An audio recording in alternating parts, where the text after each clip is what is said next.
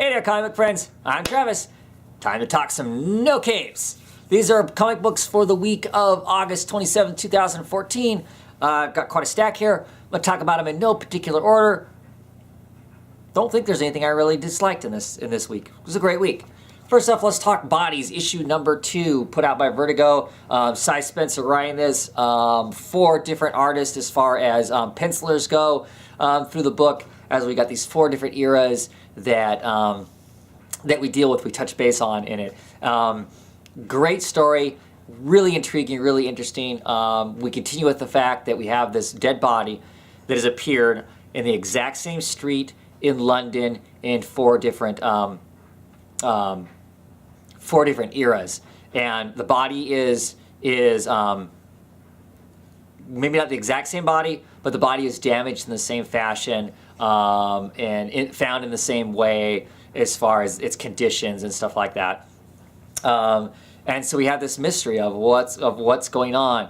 And in the process of the story it's being told, I'm really impressed with the fact that, well, the art is really sharp. Each artist really has their own vibe, which gives a really decent feel for each of these different eras, but not so jarring as to put you off reading the comic, because it makes sense that these are these different ways. One of the things I'm really impressed with the story is that in the process of each of these detectives, because what this is there's 4 different detectives in these different eras. Check things out. Each one, we learn more about them while they're investigating. So we actually kind of are interested, or I am anyway, interested and invested in the characters themselves too, and they as people. We get this guy, for example, there's in the 1890, the Jack the Ripper era, the detective there is trying to work on this case. He gets invited to this like men's club that they go to every month, and it's called Ladies' Night, and there's all these ladies, and you know, they're basically hiring prostitutes to do whatever. He always picks this one in particular. He likes her best. She has very rough hands. She has big hands. She's a husky woman. She talks with a deeper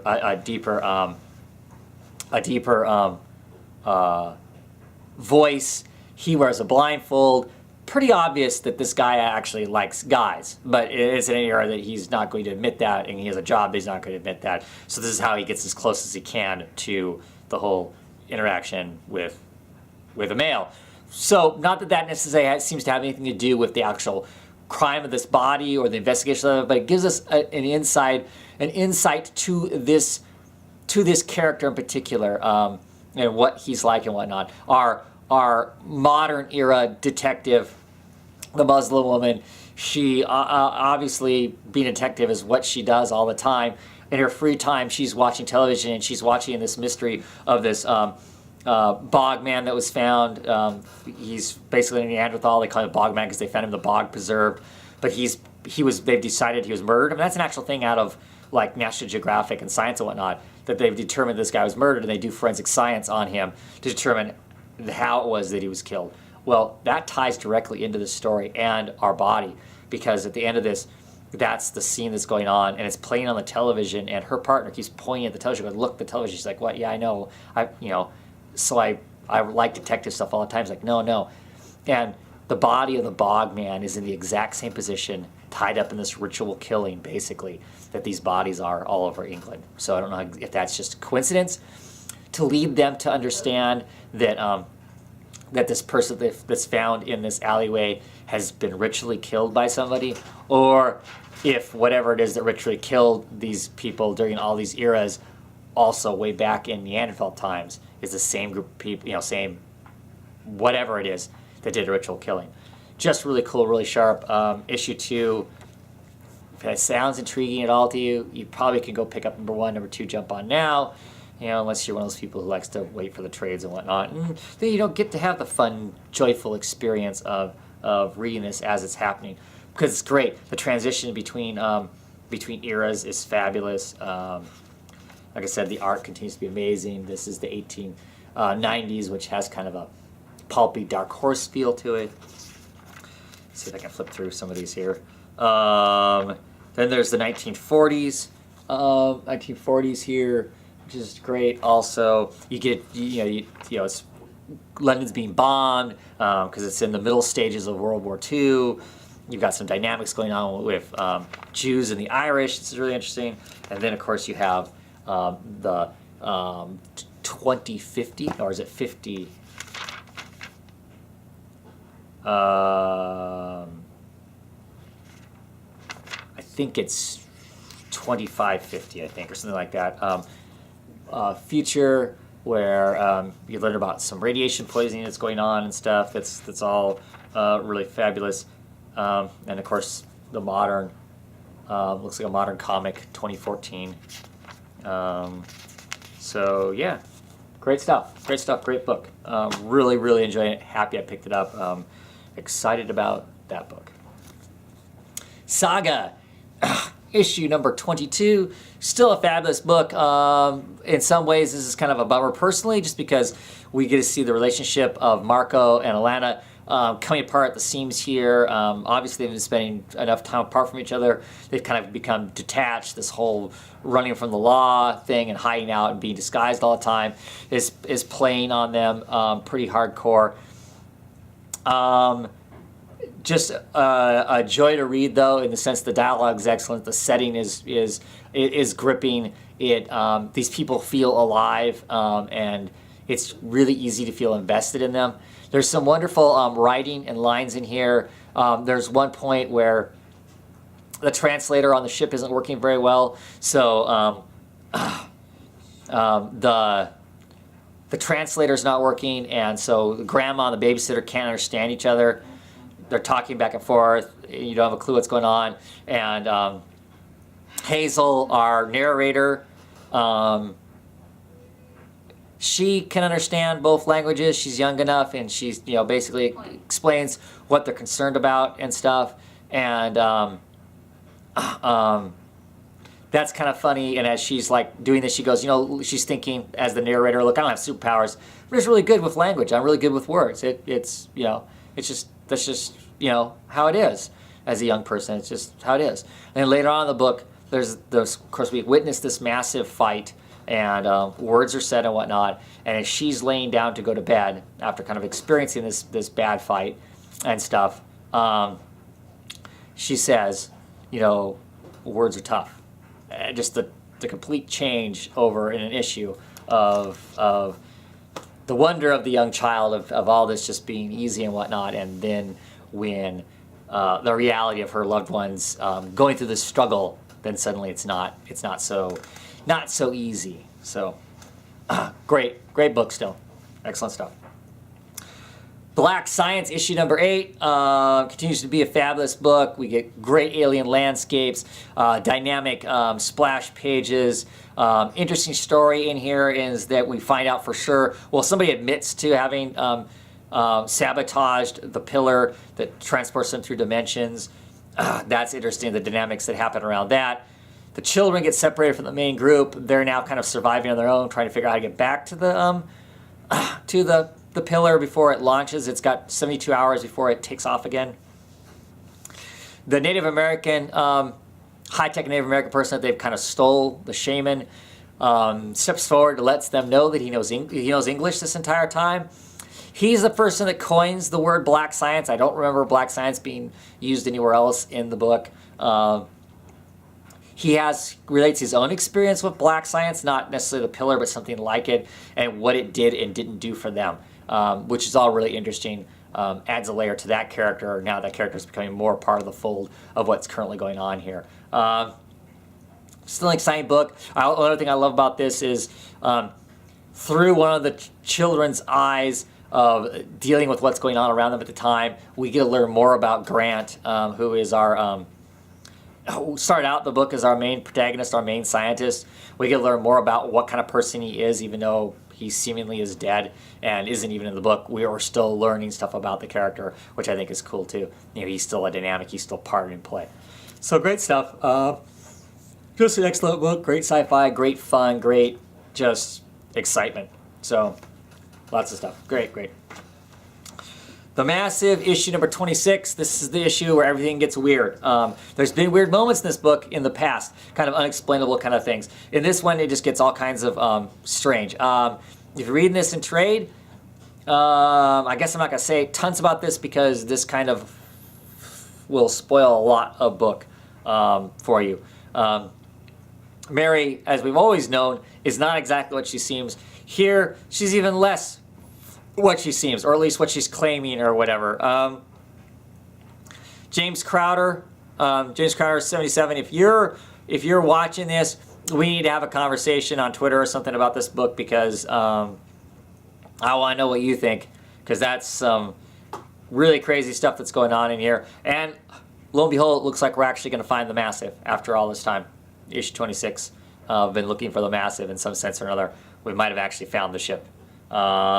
Really interested in the book. I've definitely been enjoying it. It's been a fun read because it's different than everything else that's there. We've got 4 more issues, and this is done. Really curious to see how they ended out. You know, is Callum going to die of cancer? Is he not going to die of cancer? He now has this child to take care of Mary's, and how's that all going to work? Going to be some good stuff. Letter 44. Still really enjoying the story of this. Our chandelier, as they call this big piece of alien technology that's out in the asteroid belt, it actually does something. It blows up a moon that the U.S. scientists have determined that it would take 9 times what our fully capability of nuclear armament to destroy, to try and do the same amount of damage. So there's some terror over that. There's some politics involved here, as the last president, the ex-president, the one who wrote Letter 44, seems to kind of be potentially trying to take back some of his presidential power in a sense, which I find really interesting to see if that's something that's actually happening, or he's attempting to do kind of a financial coup on the president so he can continue his what he set in motion, because I think he wants to take credit for the craziness that's going on, or I'm not sure exactly what.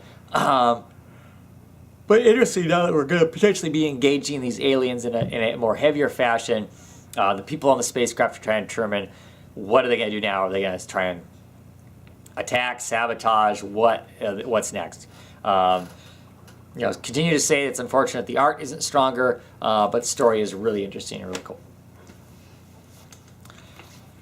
Baltimore, the Witch of Harju, I guess is how we're saying it. Issue 2 of 3.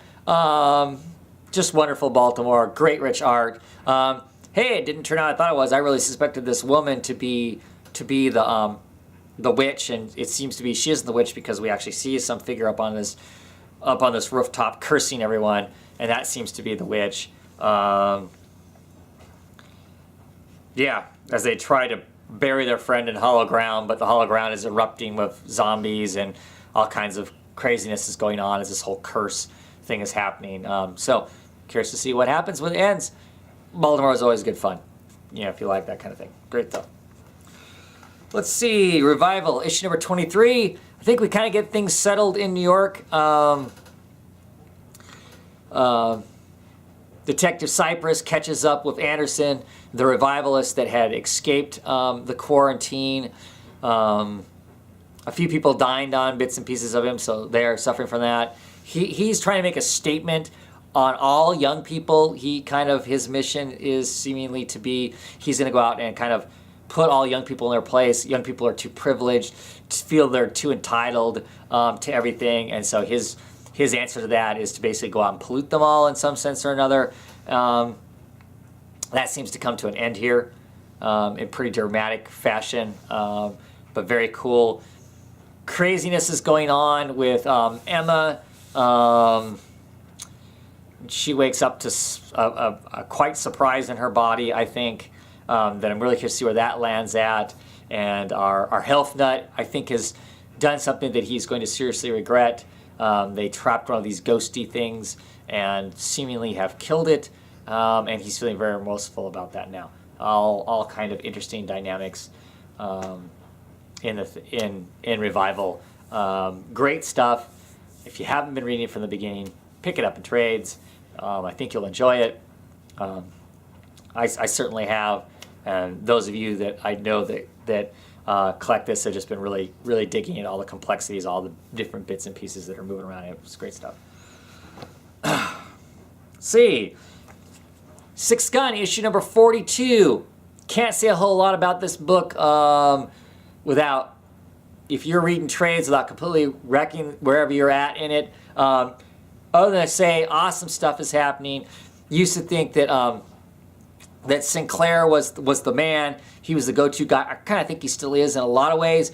But Becky Moorcroft is probably one of the most awesome female protagonists in a comic book right now. She has her shit together. She is on top of things. She's made observations and connections that nobody else has. She right now seems more with it, more in control, more knowing what the answers what they need to do to keep the wrong world from potentially being recreated, or making sure that no world gets recreated and that the Six Guns get dealt with in a fashion that isn't going to be horrific in one sense or another. Just great book. Rolling into the end, got 8 issues left. Excited to see what this year brings. Just wonderful, and like I said, just an excellent character. She's one of my favorite characters. These two, Drake Sinclair and Becky, they're great. And this book is just a wonderful book. It's a great Western. It's a great kind of a mystery. It's a great action adventure. It's a good cowboy book. And it's just got, great characters in it. They're just enjoyable on a lot of levels. So be picking that up. Finally this time, we're going to talk about Low, issue number 2. I love this book. I love the art in it. I love the story, the dynamics that are in play here. The first issue I talked about, it felt like that it was a kind of a family oriented type book, and that it had kind of the same feel as Black Science, and kind of a family in trouble kind of a book. This book from issue 1 jumps ahead 10 years, and it's not so much about family anymore. It's about a couple individuals that survived what happened in the last issue, and kind of the desperate stuff that they're going through, which is really wonderful. The art in this is absolutely beautiful. Once again, this issue has some sex in it, so if you have issues with that, don't get it. But otherwise, I would say pick it up. It's beautiful. These oranges and greens, colors that I wouldn't think look well together. Here is a person visiting like a computer shaman of sorts, so it's very minimalist in this sense. But then you get back into these kind of rich colors and stuff. And there's a lot of nihilism in this. There's a character who's definitely, this is the end. This is the end of everything. Who cares? It's all going to hell in a handbasket. So I might as well make the best of it. And then there's people who are in here who are like the ultimate optimists, who are doing everything they can to believe in hope, and that things can and will turn out. And it looks like there's a glimpse of that here. And as these two things kind of clash, the dichotomy of those two things, I think, is really interesting. This book. Remender writes in the back of this, in the letters column, about how the fact this story is taking a different approach. It's not all there's some action here, but it's not all hyper action and whatnot. That he's not going to use that as kind of, not to say that it's a cop out, but it's definitely everyone's afraid who writes comic books is afraid to go too long without there being action, without there being really high end excitement type stuff, or people will lose interest. I think for all kinds of entertainment along these lines, movies are the same way. Lots of times the people get worried, the producers and directors and whatnot get worried that if there isn't something super exciting happening, that we as the audience are going to lose interest in the rest of the storytelling and what it has to tell us. And with this, he's, I think, attempting to give us all that other stuff. Maybe that sounds highbrow, maybe that sounds elitist, I don't know. I just think it sounds awesome if that's what we're going to get. Give me the thoughtful things, the make me think and whatnot. Action, rarely does action and action sequences make me think. I like them, they're entertaining, but it doesn't make me think. It doesn't make me ponder. It doesn't make me wonder about life or what the situation would be like or any of those kinds of things. And there are lots of stuff in here that's like that. There's pieces in here, there's stuff written in here that's close to poetry, especially when matched up with the wonderful art that's in it.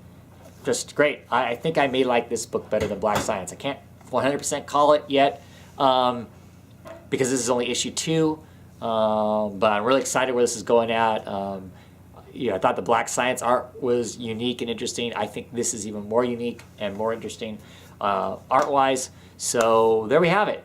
There's a whole bunch of No Capes books. What No Capes are you reading that I'm not reading? I'd be curious to know.